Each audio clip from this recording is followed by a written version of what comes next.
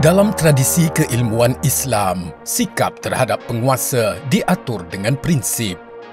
Islam tidak melarang kritikan, namun ia mestilah di atas dasar intelektual dan beradab, bukan dengan mengutuk atau mencaci seperti kanak-kanak. Ummah dilarang memberontak selagi penguasa masih Muslim dan menegakkan solatnya.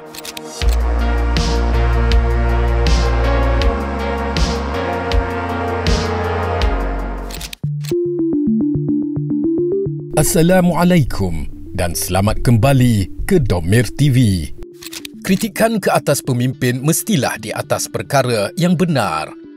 Ketika Imam Ahmad ibn Hanbal rahimahullah menentang doktrin Mu'tazilah semasa Khalifah Al-Ma'mun, beliau menggunakan hujah-hujah yang kuat dan tidak menghasut kepada pemberontakan meskipun Imam Ahmad telah diseksa. Melebih-lebih dalam kritikan kepada penguasa atau pemimpin beserta motif peribadi tersembunyi hanya akan memecah belahkan ummah, seperti puak Khawarij yang mengkafirkan penguasa kerana cita-cita politik mereka. Kritikan melampau juga akan membuka ruang bagi musuh-musuh eksternal mengambil kesempatan, seperti yang terjadi kepada Kesultanan Aceh yang diprovokasi oleh kolonial Belanda. Agama Islam telah melarang pemberontakan selagi mana penguasa masih menegakkan solatnya. Ini berdasarkan hadis Nabi SAW yang bermaksud, barang siapa melihat sesuatu yang tidak disukai dari penguasanya, hendaknya bersabar, kerana sesiapa yang memisahkan diri dari jamaah, iaitu pemerintah, lalu mati, ia mati seperti kematian jahiliyah. Ibn Taymiyah rahimahullah adalah di antara pemikir Islam yang melarang pemberontakan kecuali ke atas penguasa yang jelas kafir atau murtad. Beliau bernasihat, 60 tahun di bawah pemimpin yang zalim adalah lebih baik daripada satu malam tanpa pemimpin atau otoriti, dan sejarah telah membuktikan bahawa ini adalah benar. Ummah hari ini harus meneliti dan mempelajari dari sejarah pemberontakan terhadap Khalifah Uthman ibn Affan radhiyallahu anhu. Tuduhan demi tuduhan dilemparkan terhadap Khalifah Uthman disebabkan kurang senang atas tindak laku dan corak pentadbirannya yang dikatakan berunsur bid'ah dari sudut ubudiyah serta amalan nepotisme dan kronisme. Sekalipun Khalifah Uthman telah menjawab tuduhan, namun ia tidak dihiraukan oleh puak penentang. Ditambah juga dengan penyusupan anasir-anasir tertentu yang hadir dengan agenda peribadi. Sememangnya mengkritik pemimpin atau penguasa itu dibolehkan, tetapi harus dilakukan dengan adab dan ilmu. Kritikan tidak boleh bersifat untuk memecah belah dan tidak boleh wujud kerjasama dengan musuh-musuh eksternal. Inilah kelemahan utama yang melanda negara-negara dan umat Islam seluruh dunia pada hari ini. Negara-negara Islam akan kuat ketika ada keseimbangan antara ketaatan pada pemimpin dan juga pengamalan konsep hizbah atau amar ma'ruf nahi mungkar di dalam masyarakat. Manakala negara Islam akan runtuh jika salah satu daripada faktor ini berubah menjadi ekstrim, sama ada pemimpin terlalu otoritatif atau rakyat terlalu obses dalam membangkang.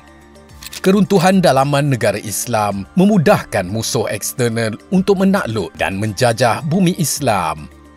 Perpecahan dunia Islam antara Abbasiyah, Fatimiyah dan Seljuk semasa Perang Salib Pertama menyebabkan Baitul Maqdis jatuh ke tangan Katolik Eropah selama 88 tahun yang muncul dengan kesatuan, organisasi dan bersemangat.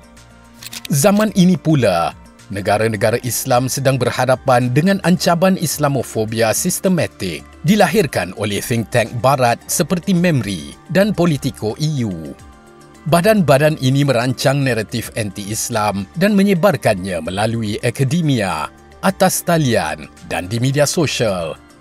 Institusi Islam dimomokkan sebagai sebuah entiti peninggalan zaman kuno.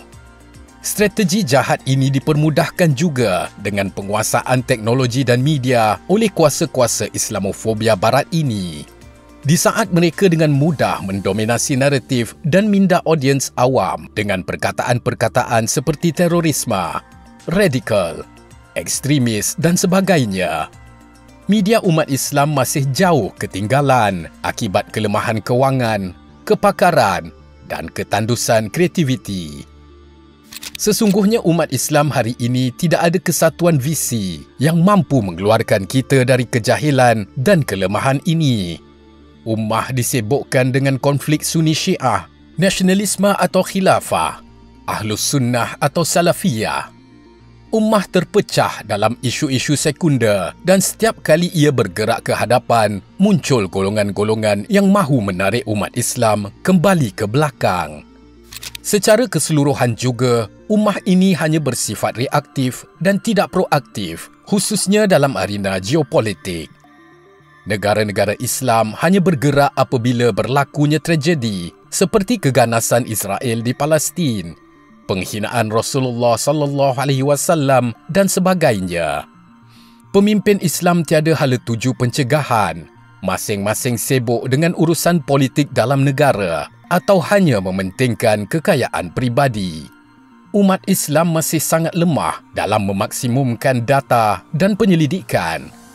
Dunia Barat mempunyai Cambridge Analytica, namun apa yang kita ada?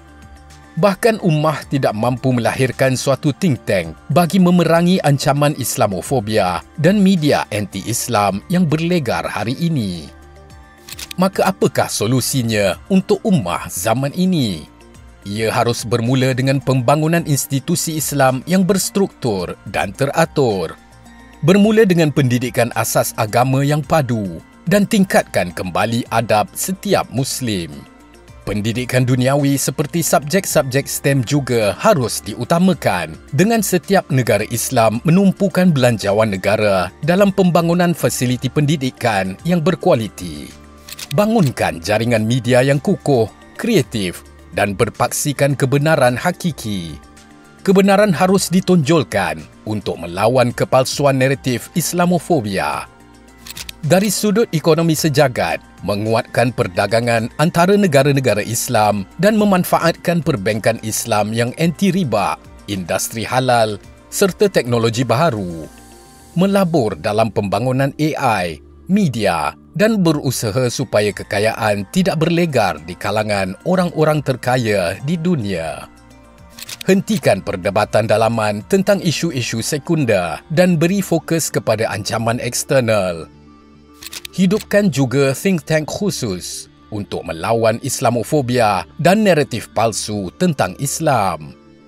Salahuddin Al-Ayyubi berjaya menakluk Baitul Maqdis kerana beliau menyatukan Mesir, Damsyik dan Baghdad. Beliau juga mengaturkan strategi berasaskan kepakaran logistik supaya tenteranya sentiasa bersedia. Prinsip Salahuddin yang tidak berlaku zalim kepada musuh, wanita dan kanak-kanak serta memperlakukan tawanan perang dengan baik membuatkannya disenangi dan dihormati pihak musuh. Ummah ini tidak dijajah oleh empayar kolonial atas dasar iri hati mereka ke atas kehebatan orang Islam. Tetapi penjajahan berlaku apabila umat Islam sendiri yang mengundang penjajahan.